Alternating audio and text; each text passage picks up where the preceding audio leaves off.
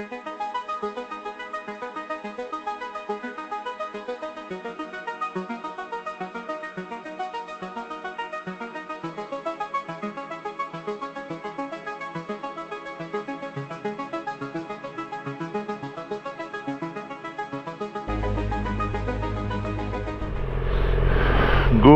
morning, everybody.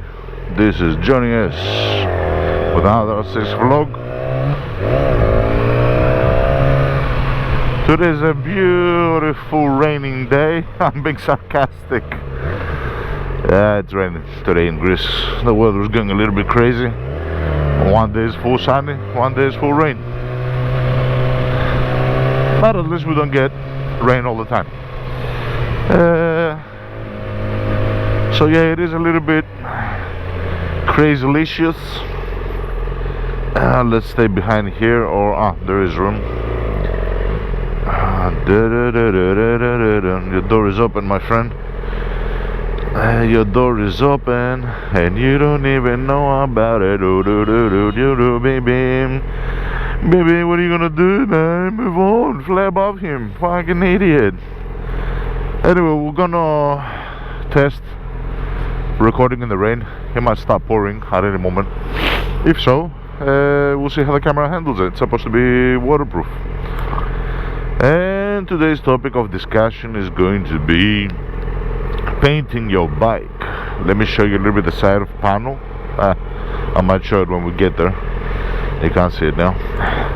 I have to be careful. In general, with the super sport bikes, you gotta be careful when it's raining, because it's a little bit more dangerous in the sense that if it does go out of control, if you do lose traction, you got less, how can I say, free play. So like a cross bike, you know, the steering can turn more, meaning that you can bring it back easier. The center of gravity is also higher, and the bike is lighter in general. So with a super sport bike, you know, you gotta use your body more. Usually I try not to lean a lot. In any way, you gotta use your body on a super sport bike. So sometimes what I do is, and you might notice it as we're driving today, with a super sport bike, you can actually lean your body like a little bit this way and a little bit that way, and the bike will turn even though the bike is straight, you know, vertical. And also the other slippery things is these white lines. So any sudden acceleration on the white lines or on the crosswalks, you gotta be careful. In general, you gotta think about the traction on your tires and be very gentle with whatever you do. And it's the same thing, you know, it's not just the, what do you say, it's not just the traction thing, but it's also the power. Yeah, the more powerful your bike is, the more power you apply, more suddenly on the road, the more torquey your bike is. It means that you can slide, and you gotta take care of your actions. So this is not to scare anyone, but you know, I was contemplating in the morning to get my wife's bike, because you know, today she's taking the little one to school and she got the car. And you know, you might say, what's the difference? One is a bike, the other is a bike. There is some difference. The most difference, like I said, is if you're going to, let's say, slide, or you're going to do something, then the naked bike, the cross bikes and all that, are a little bit easier to handle. That's the only difference. Other than that, you know, it makes no difference. And not only that, but as I've mentioned in previous videos,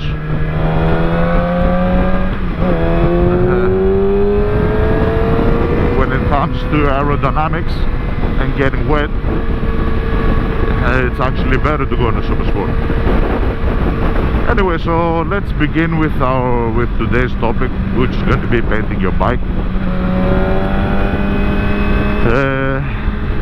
So as I've mentioned, yeah, you see how I'm turning? Like, I will use the body and that will be enough.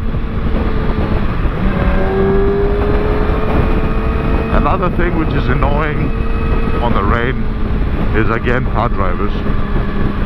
I mean, they're annoying all year, all season. They go a little bit silly. I understand that some of them, they might be losing a little bit of visibility, traction control and everything, but they go silly. Some of them in the rain, they start wiggling around, swerving more. I don't know why. And others will go faster. Again, I don't know why. Like, when it's raining and I'm in the car, I don't go faster. Like, you go slower. You know what I mean? Because you might not have good tires. Anyway. So again, in the morning I thought of taking my wife's bike, and then at some point I thought, what are you talking about? Get your head out of your ass. First of all, you're going to get less wet if you're going to take your bike, first of all. Second of all, and today I've got my waterproof pants and everything on. So we've gone back to the winter gloves, as you can see. These are my winter gloves. You know, one is summer gloves, next day is winter gloves. And then I thought to myself, yeah, what are you talking about? Get your hair out of your ass. And the second biggest important component is that the tires that I put on this bike are literally a few months, so they're much better than my wife's. Like this part here where I'm throwing the gas, I can feel the back tire kind of slip a little bit, you know what I mean? So you can't be abrupt on your movements. And same thing with the brakes, you know what I mean? The front wheel can lock up much easier if you do abrupt movements. And abrupt movements doesn't have to be because, you know, you don't know how to drive. You know, you can be a driver for many years, and you might have some sort of a guy in front of you that might do something that will scare you, and you can, you know, turn the gas on a little bit more suddenly. Another thing with the rain is the uneven surface. For here, example, it's dry, wet in the middle, more wet. Now all these variations when you're gassing up and you're accelerating will cause your bike to behave differently, you know what I mean? So, you know, but at least my tires are good. My wife's tires now at the moment, I think they have to be around 1.5 years on her bike, so it is time to kind of, you know, start changing them. I will also go and fill up the bike with gas. The warning light has come on. That's another thing to mention on the R6s, there's no fuel gauge. So you only know that you ran out of fuel, let's say, when the lights, the reservoir light turns on. And on the reservoir light you got around 20 kilometers that you can do. So you gotta know as well.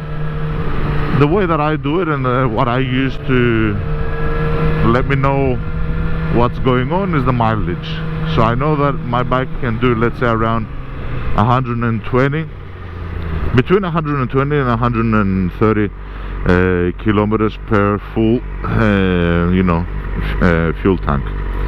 That's how much I can do. So this is the gas shop that we're going to use. This one over here, it's called the Teka.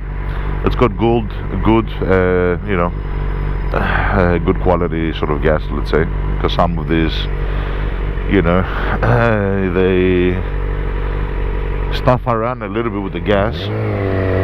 So give me one moment and we'll be right back.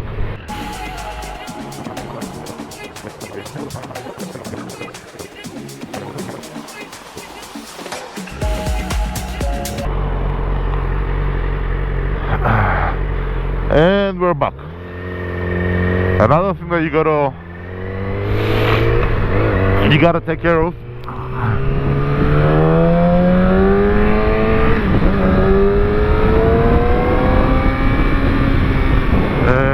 is when you go to the gas stations.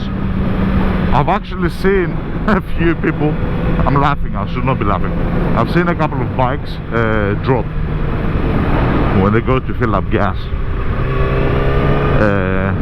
usually because of the rider's fault, because they press the gas sort of abruptly. But be aware that on gas stations a lot of times there's oil, there's other spills that happen. The way that the that the guys take care of this is they clean it with rugs and stuff, but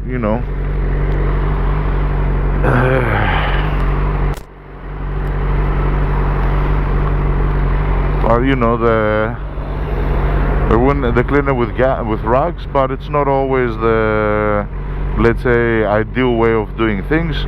So you have to be careful when you're going for gas, because you might slip or press something. This turn up ahead is very slippery also, so you gotta take care.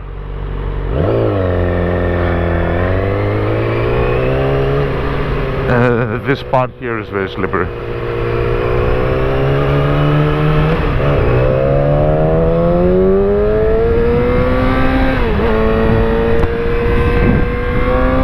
So let's get into our topic, painting your bike. I've drove my bike a few times, nothing major, no major crash, just like low speed, low side, no high end, no mechanical damage to the bike, no structural damage, mostly scratches on the fairing and things like that. But nevertheless, if it's your bike, you love your bike, you want to paint it out, scratch it out, buff it out, do whatever you want to do. So you will go in the process of trying to refurbish your bike, make it as new as possible. This guy's going to hit.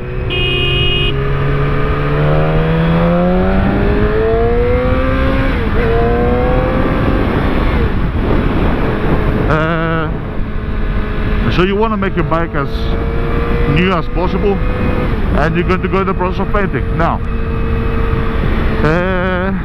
painting is one difficult ass thing. I kind of can do it, but I kind of cannot. And the biggest thing to know about painting is that there's a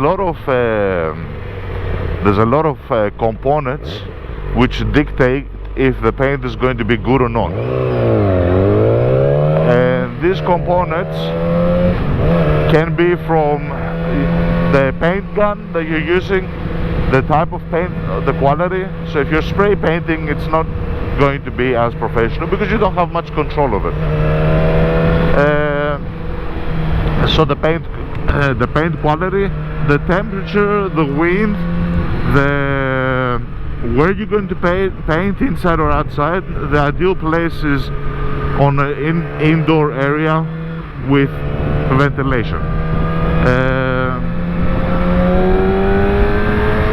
So all these things really play a huge role on how the paint is going to turn out. And there's many more. And if these things are not what they should be, you're going to get paint drippage, you're going to get orange peeling, you're going to get dry paint, you're going to get, even the distance where you apply the paint from the can dictates how wet or how dry the paint is going to reach on the plastic or the fairing or whatever you're painting. And it's very difficult, you know what I mean? When we reach my work, if there's no managers around, let's say, I might go down and I will show you what I've done with the bike, just to get an idea. And like I said, I'm not professional. So I want to paint all the matte surfaces on my bike. First of all, because I hate matte, and I don't know what the hell Yamaha was thinking when they made the Yamaha have matte surfaces also. Like, to me that's stupid. You get a bike like the R6, which is literally like a you know, space mobile with sharp edges and aggressive fairings, and you put matte onto it, like whatever. Anyway, that's personal opinion. So there's 3 distinctive panels, which is the 2 side ones and the front top half of the of the tank cover, which are matte, and I want to put them in you know, I want to paint them glossy black, same color as the bike but black, glossy. They cannot go to their own lane.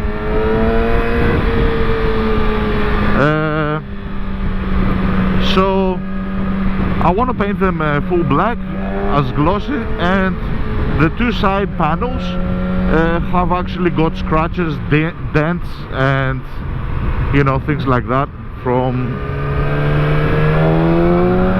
yeah, this is what I'm talking about, spastic driving. Fucking idiot. Fucking idiot, man. I don't think we're gonna make it, but whatever. Fucking morons. Yeah, we're not gonna make it. Anyway, let's go. So, and those circumstances is when you can lose track and fall down from the bike, because like you saw there, I pressed the brakes a little bit abrupt. Now I did it in such a way where the back tire only slipped, not the front one, because I didn't pressure it. But you can panic easily, and just one harder tap on the front brake can have bad results for you. So yeah, we're going to run out of time for sure, because there are a lot of things that I want to say about the paint, but whatever, we'll stop from on our work and we'll do it. So by no means I'm not professional. I'm learning as I'm going through, and I can give some hints as far as, you know, what I've learned so far, and I'll show you the results. So I've painted many times different plastics, and one of them the last one that I did was the best. So, and not only the last one, but as I'm painting, it gets better and better and better and better. So obviously there's a learning curve, obviously there's experimentation, obviously the type of paints, the brands that you're using also dictate how the paint is going to happen, and they behave in different ways. So the clear coats also, they have different sort of things in comparison to the you know, the between each other, and how they can apply to each other. So all these things play a huge role. This is the part that's very slippery, and you gotta get used to it, you know what I mean? You gotta get used to it. There's no other way to actually say it, there's no other way to actually do it.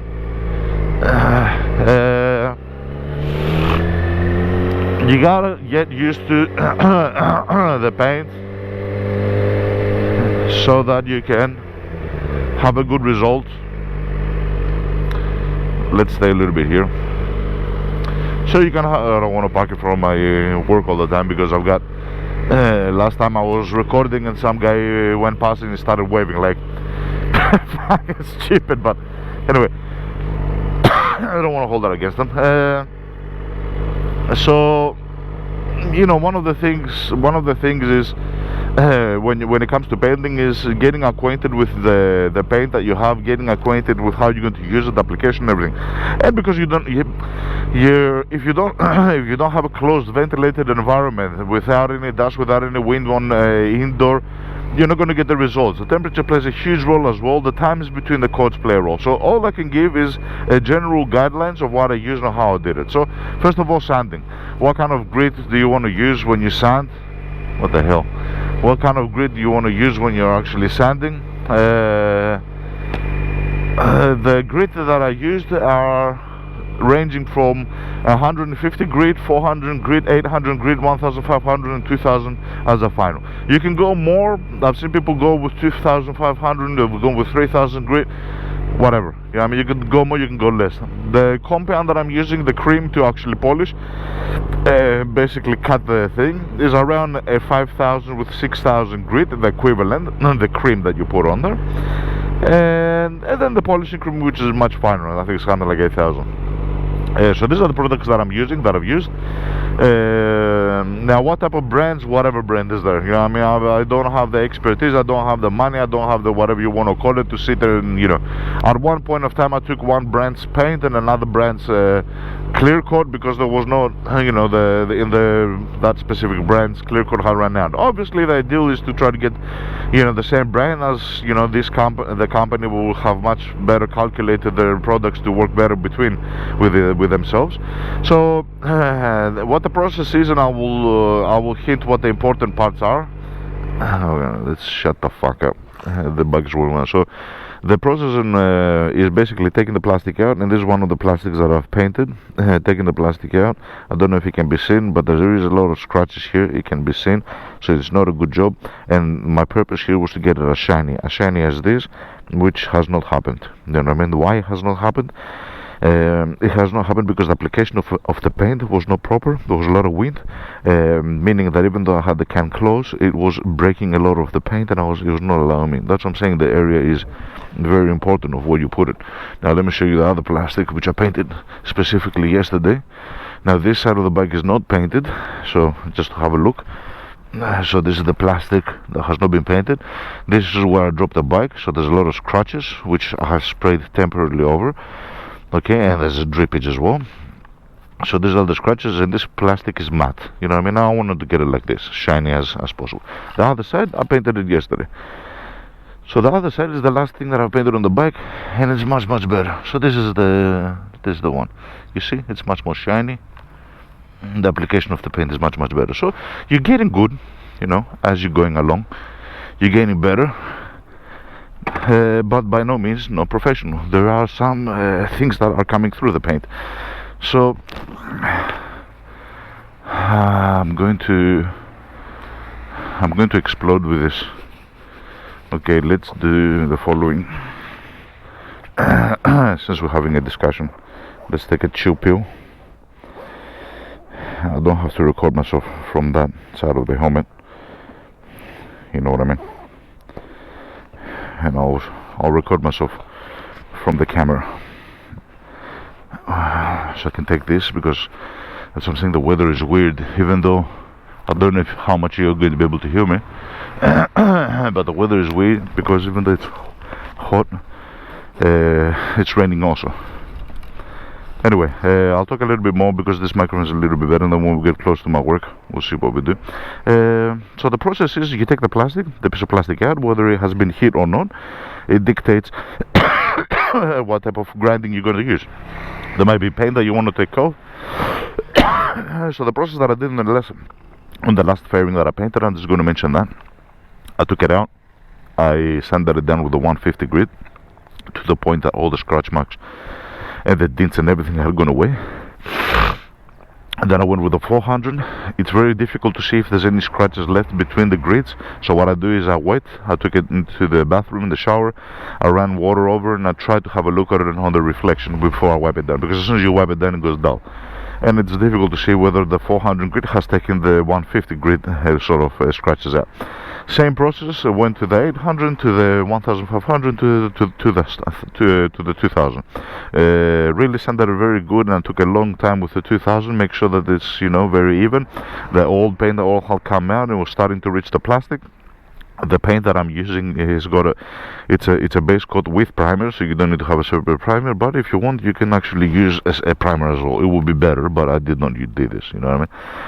You apply the first color, and this is the point that it plays a role on the air, on the surface, on the distance, on how you're going to apply it, the sweeping motion. Now all this comes with time, with experimentation on the specific can, on the specific paint. So you cannot really give a specific point to do it like this. You know what I mean? All I can say is that you gotta experiment. You know what I mean? First base coat, wait around 8 minutes. Second base of coat, wait 8 minutes. Third base of coat.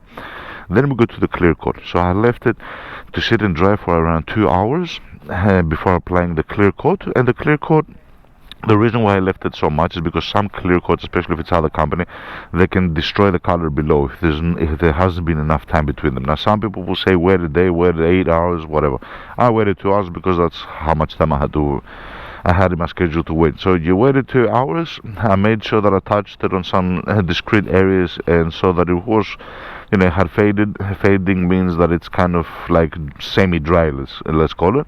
But it had dried quite a bit more than between my coats. You know, I mean, I did not want the clear coat to affect or to break the color below.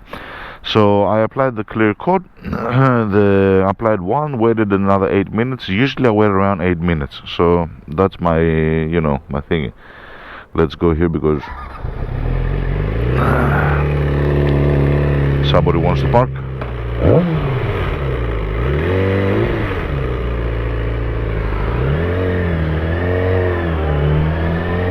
I always wait 8 minutes between. Another hint here to give is when you put in the clear coat, you have to think of it as that is what's going to give it, and the paint, but you have to think of it as that's what's going to dictate a lot more how shiny it is. But the clear coat can run easier than the paint because it's not been applied straight away, let's say, to the primer or straight away to the plastic if your base color is color plus primer, you know what I mean? So you gotta take care. The way that I do it and the way that I found that it worked best on the last time that I did it is I do a good, the first clear coat, I do a good coat. I do a good hand coat, which but very lighter, so that it's not as dry. You know what I mean? So what I do is I apply the coat on there from a little bit more of a distance than what I would usually apply it. You know what I mean? And that allows it to not run, not have a lot of, you know, thingies. The second, I apply it full on heavily, and when I say heavily, I mean closer distance on the can to the surface, which means that the paint is going to reach much wetter. It's not gonna have time. Even 1 inch makes a difference on the application of the paint, not because of how it applies, which also is critical, so the spray and the wide angle of you know, the particles as they reach, but also the dryness. The more far away there is, the more dry it reaches, and you might get this type of like a matte looking thing even though you're using a gloss paint. So apply it on a close distance, taking motions in little sections on the fairing, so like sweeping motions that overlap each other, around 50% overlapping one of each other, and make sure that it's a much closer distance, meaning much heavier. Same thing with the third coat. Let it, and this is where we are today. And now I'm supposed to cut and buff or wet sand. It's not, you know, for sure that I'm going to do this. We'll see how we go. I might do it, I might not do it. Anyway, I reached my work, so I do thank you everybody, and I'll bid you goodbye.